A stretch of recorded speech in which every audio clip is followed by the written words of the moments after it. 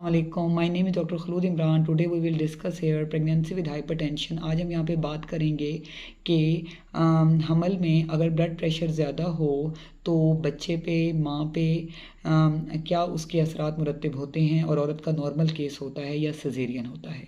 सबसे पहले आपको ये पता होना चाहिए कि हम कब कहते हैं कि किसी पेशेंट को ब्लड प्रेशर या वो हाइपरटेंशन की मरीज़ है। उसके लिए कोई प्रेगनेंसी लाजमी नहीं है। जो ब्लड प्रेशर है उसको डायग्नोज करने का एक ही क्राइटेरिया है मेल्स के लिए या उन फीमेल्स के लिए जो कि प्रेग्नेंट नहीं हैं या वो फीमेल्स जो कि प्रेग्नेंट हैं।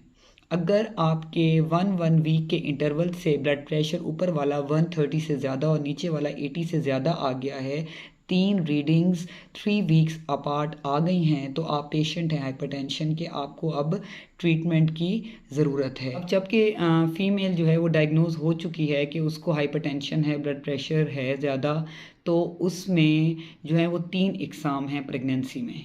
एक ये कि फ़ीमेल को कभी भी वो पेशेंट नहीं रही ब्लड प्रेशर की या हाइपरटेंशन की और अब उसको 20 हफ्ते हमल के गुजर गए हैं और वो डायग्नोज हो गई है कि उसको जो है वो बीपी ज़्यादा है, तो इसे हम कहते हैं प्रेगनेंसी इंड्यूस्ड हाइपरटेंशन।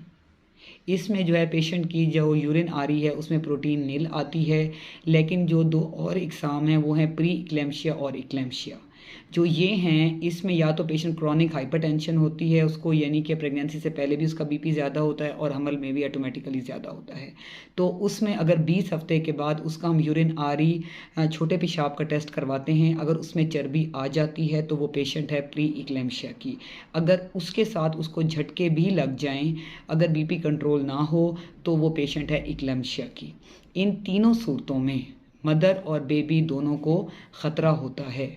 ख़तरा ऐसे होता है कि जो बच्चा है वो due to sudden high BP की वजह से जो है उसका आईयूडी यानी कि वो पेट में फौत हो सकता है। और अगर जो है वो बीपी बिल्कुल कंट्रोल ना हो, अगर पेशेंट बिल्कुल जैसे पेरिफेरीज पे होती हैं बिल्कुल नहीं जाती डॉक्टर्स के पास, तो उनके बच्चे आईयूजीआर भी हो सकते हैं। अब मदर के साथ क्या हो सकता है कि जी मदर का बीपी हाई है तो ऑटोमेटिकली उसका बच्चा ख़तरे में है और वो ख़ुद भी ख़तरे में है, क्योंकि जब बीपी बहुत ज़्यादा होता है तो ऑटोमेटिकली जो है वो पेशेंट को फिट्स पड़ सकते हैं और पेशेंट का जो है वो सिजेरियन में लैंड कर सकती है। और ड्यू टू हाई बीपी हम जब सिजेरियन करते हैं उसमें बहुत सारी कॉम्प्लिकेशंस हैं जो मदर के लिए लाइफ थ्रेटनिंग हो सकती हैं।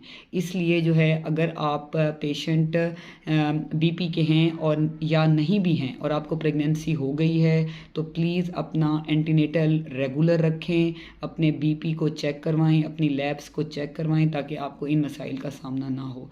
अब हमने इसमें करना क्या है, जो भी पेशेंट है ये हाई बीपी का, उसको एक तो अपना बीपी चेक करवाना है at least twice a week, हफ्ते में 2 दफ़ा लाजमी चेक करवाना है या as advised by her gynaecologist. क्योंकि जो है बाज़ों का जो है वो पेशेंट जब मेडिकेशन स्टार्ट करते हैं तो बीपी सेटल डाउन नहीं हो रहा होता, तो हमें डेली बीपी भी चेक करना पड़ता है, उसके मुताबिक हम उनकी मिकदार को सेट कर देते हैं।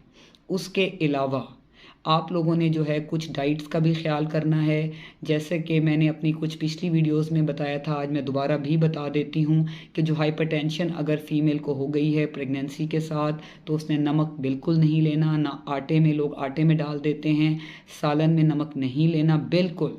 ये डायरेक्ट सोडियम है जो कि डायरेक्ट बीपी को शूट करवाती है। उसके अलावा जो है वो बड़ा गोश्त, मक्खन, मलाई इस्तेमाल नहीं करना, बड़ा गोश्त इस्तेमाल नहीं करना। दूध औरत पी सकती है लेकिन उसके ऊपर से मलाई हटा के, उसके अलावा पानी का इस्तेमाल बहुत ज़्यादा करें, फल और सब्जियों का इस्तेमाल ज़्यादा करें।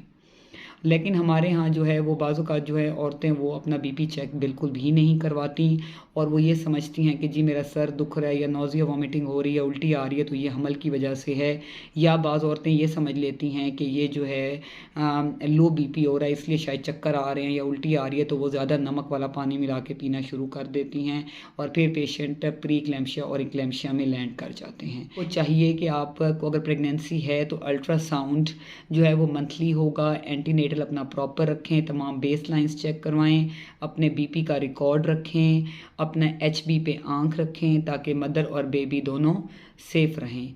क्योंकि जो औलाद है वो कुदरत का बहुत बड़ा तोहफ़ा है, तो उसकी हिफाजत करना हमारी ज़िम्मेदारी है, डॉक्टर की भी और मदर की भी और फैमिली मेम्बर्स की भी।